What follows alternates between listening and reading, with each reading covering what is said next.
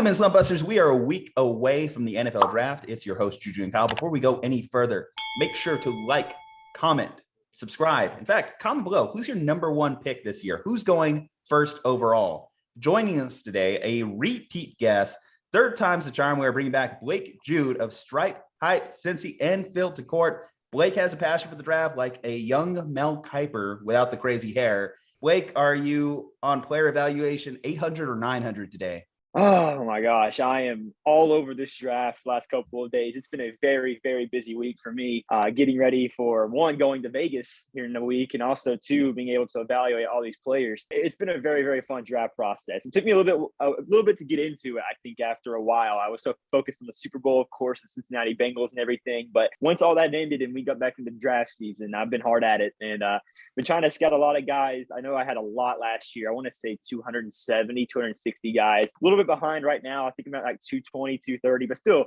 I'm pretty proud of myself. I've got a lot of guys done so far. I'm trying to evaluate and watch film on a lot of different guys right now, and it's been a lot of fun. A great enjoyment to go ahead and do it. I guess it's a blessing and a curse that the Bengals made it so far in the last postseason, because usually you're probably doing some draft evaluations a little bit early. But honestly, we'll say this about this draft. It kind of like snuck up on me. And I just think that there's not a lot of popularity or not a lot of buzz heading in this draft. And I think that has a lot to do with the quarterback position. We're hearing that there's not a lot of great prospects coming out that people are getting really excited about. We talked about the top guys like Malik Willis and Kenny Pickett. Do you think that's overblown, or do you think that's legitimate? No, I think there's definitely a legitimacy to that. I really think that you look at the quarterback prospects right now. I wouldn't say Malik Willis. You take him into last year's class. I don't think he's a top 3 quarterback in last year's class. So that says a lot, considering that he's probably going to be the first one off the board this year. So I do think there is a good point to be made that maybe it's not a lot of top end talent here in this draft class, especially at quarterback. But I do think you look at the middle and late parts, especially of the first round, I think there's going to be a lot of value there. I think there's a lot of really, really solid prospects.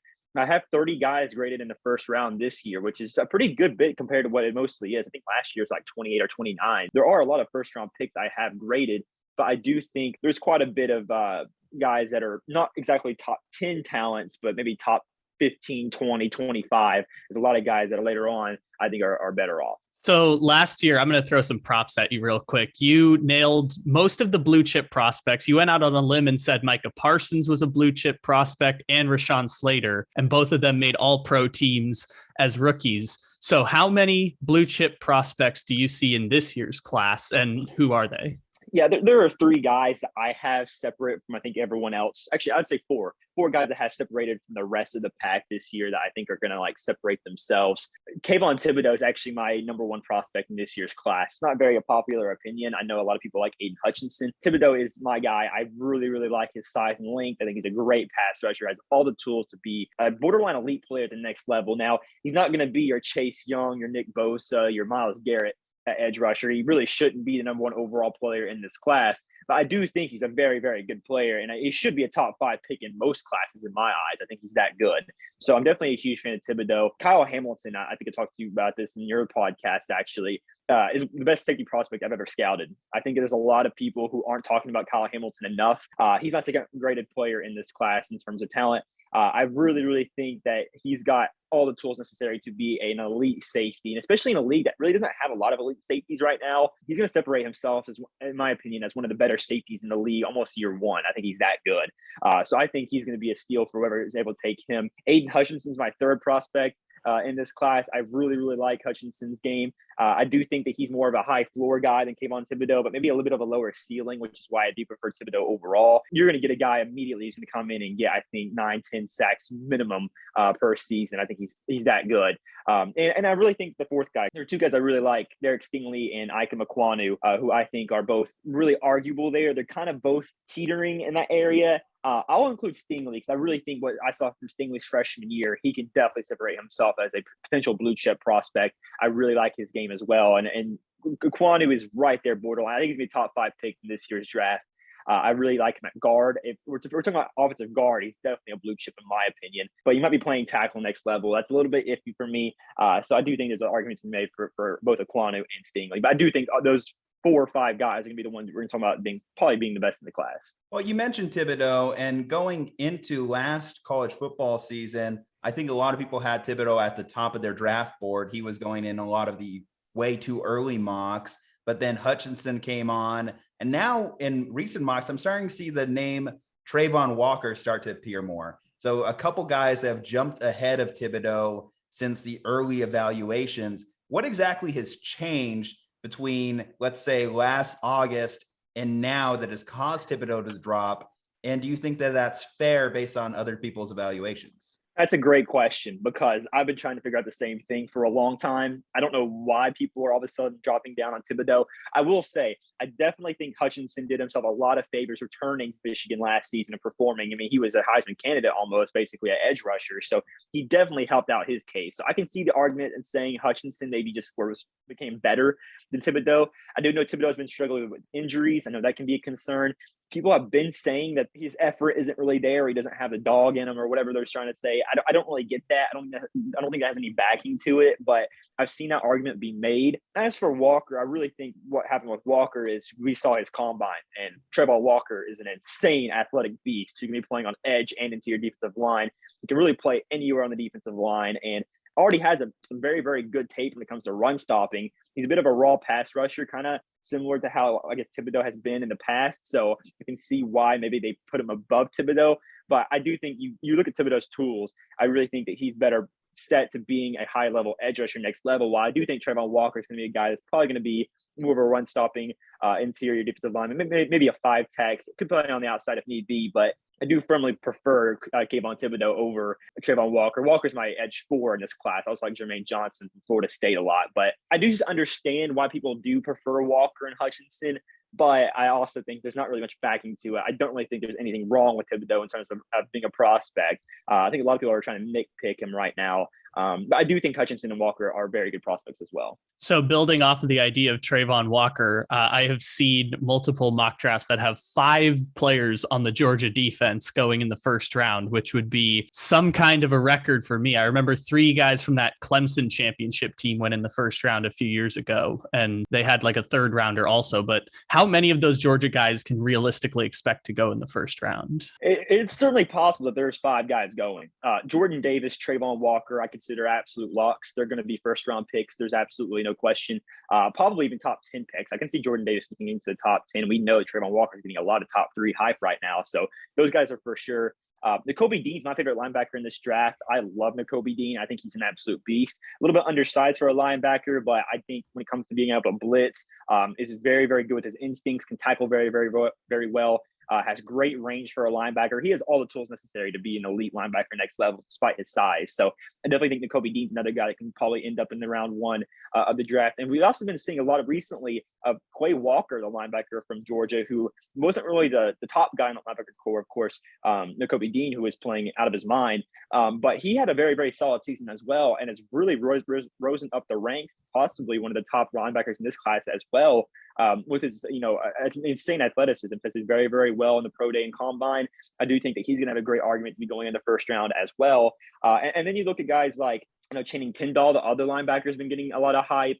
You look at guys like, Lewis Sine, the safety, who's also getting a lot of hype right now in the round 1 as well. I have him as a round 2 prospect. I think that's probably where he ends up. But I have been seeing a lot of mock drafts, as you said, people taking Lewis Sine here at like 31, 30 to the Chiefs. And that's been a very popular pick lately. So maybe there's a chance that he's the number 1 safety or number 2 safety off the board behind Hamilton. I can see that being a possibility. Don't really think that happens. I'm probably going to say 4. I think 4 is a good bet for Georgia when it comes to those players coming off the board. But all of them are going to be on defense. They have an insane stacked defense right now, and they're all going to be coming off the board pretty soon.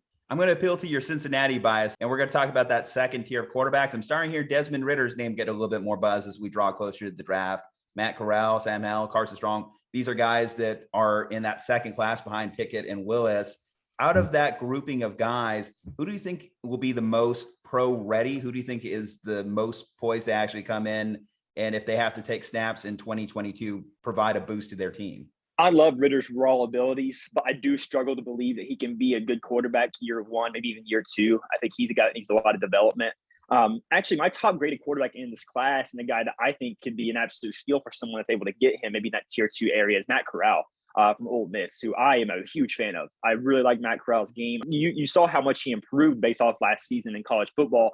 looks really, really good all around. I think he's got great athleticism for a quarterback, has one of the strongest arms in the class as well. Can show to be a little inaccurate at times, but I do think his accuracy is pretty good as well. You look at his game overall. I mean, you can really compare him to guys like Josh Allen in terms of prospect. I know he's not Josh Allen level. I definitely prefer Josh Allen in the draft a couple years ago, whenever he was in the draft. But I do think Matt Corral has a lot of great game to him, and I think that he could be a good starter next level. I do think Malik Willis and Kenny Pickett have been really the consensus top two guys. I consider those two being tier one.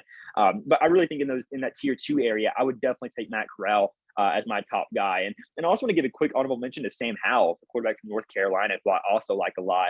He's gotten a lot of hate for, I guess, being too similar to Baker Mayfield in terms of a prospect, which I can see that. I can see the Baker Mayfield comparisons, but I definitely think he's more athletic than Baker Mayfield. He's shown to be healthier overall. And you see him make some insane throws for North Carolina. His tape last year, the year before, whenever he had Daz Newsome and guys like that, I mean, it was really impressive to see how he performed. He's really gotten a lot of different receivers around him involved. Yummy Brown as well.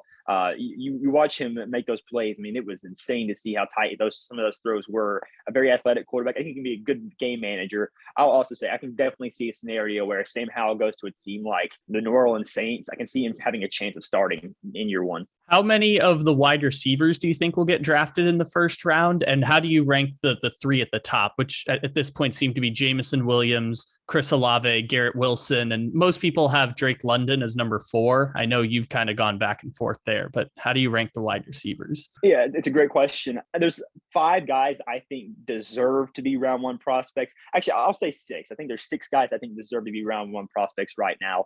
My number 1 overall receiver in this class since day one has been Chris Olave, another very unpopular opinion. I know I've had a couple of these lately, but I'm a huge Chris Olave fan. You're talking about being an elite route runner. This guy is one of the best route runners I've ever seen on film. A very, very good deep threat. I love the idea of him going to the New Orleans Saints to match up with Michael Thomas. I think he can be an elite level wide receiver there. He's graded over a 90 for me, which is a mid first round pick right now. So I do think there's a good argument to be made that he can go top 16, and I wouldn't hate the pick at all.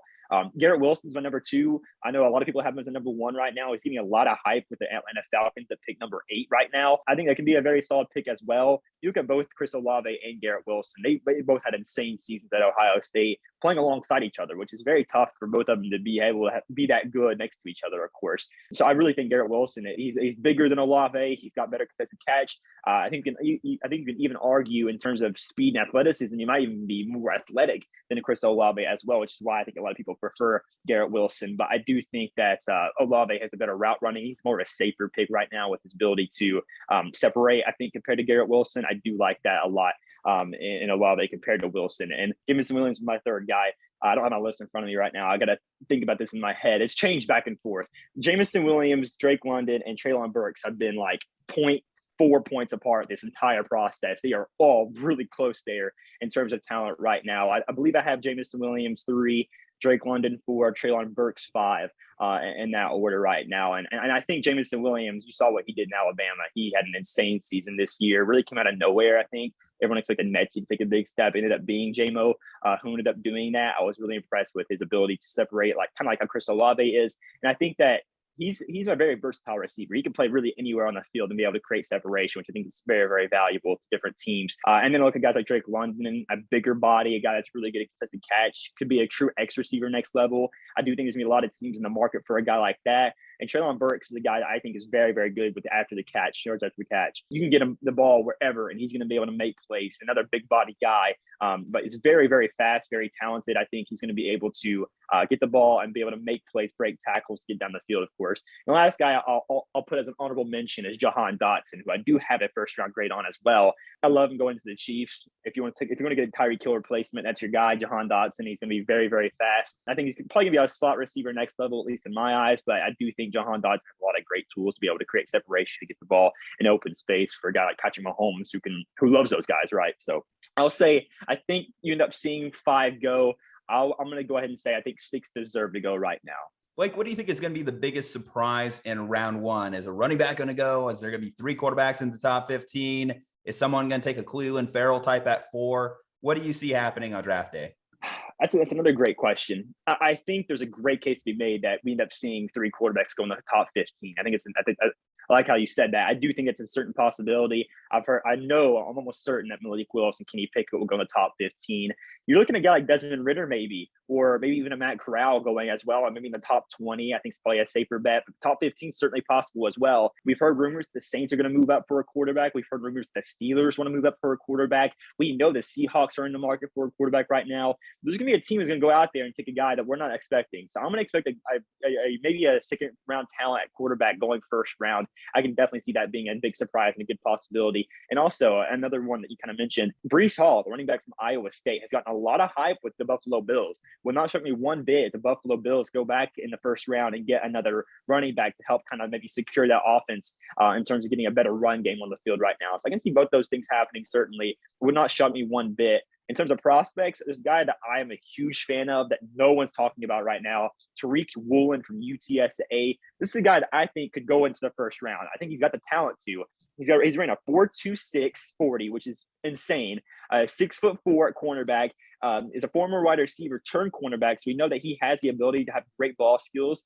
I think this is a guy that if the right team's able to pick him up, he has the highest ceiling out of any corner in this draft. I think there's an underrated chance that he could probably even go in the first round. It would not shock me one bit. So if you had to pick for your beloved Cincinnati Bengals, would you take all offensive linemen with your 7 picks in this year's draft? Maybe 1 or 2. We'll see. But after what Cincinnati did in the free agency period, I really think this is going to be a defensive pick in their first round at least. I'm really looking at guys like Andrew Booth Jr. from Clemson, Kyer Elam from Florida, maybe even an edge rusher like George Karlaftis from Purdue or Boye Mafe from Minnesota. Those are guys I think going to be in the Bengals kind of range there at 31 right now, at least in my eyes. So I do think it's probably going to be more of a defensive heavy draft for the Cincinnati Bengals, but offensive line wise, I'm not complaining. You give me an offensive lineman, I'm happy because they need everything they can get right now. You need to protect Joe Burrow. It needs to happen. So I wouldn't complain. Definitely would be a solid draft strategy. Anything to protect Joe Burrow, surround Joe Burrow. But, building off last year, I know it's certainly exciting times for your fanhood, Blake. Go ahead and drop all the obligatory plugs for us before you head on out. Follow me on my Instagram, of course, at StridePipeCincy. It's a Bengals page. It's where I mainly do all my Bengals stuff. So if you're a Bengals fan, go follow me, of course, there. My Twitter, Blake Jude 714, is where I do more or less just all around stuff. You see a lot of NFL draft, a lot of NFL news, even Bengals stuff as well there as well. So go follow me on Twitter at Blake Jude 714 if you want updates on NFL draft things. I will be dropping my prospect grades here in the next coming days on both my Twitter and my Instagram. So if you want to go see those, I highly suggest you follow that as well. And of course, go follow my other podcast. Now I have a Bengals podcast that's out, Stripe Pipe All Day podcast. I've been reviewing a lot of prospects on that with my buddy William James. So go follow me on there. And thank you guys so much for having me on. It's been a blast. Appreciate it. All right. Thank you, Blake from Juju Talk Sports. Got Ledbetter. Stay safe, happy, and healthy. And we will see you next time.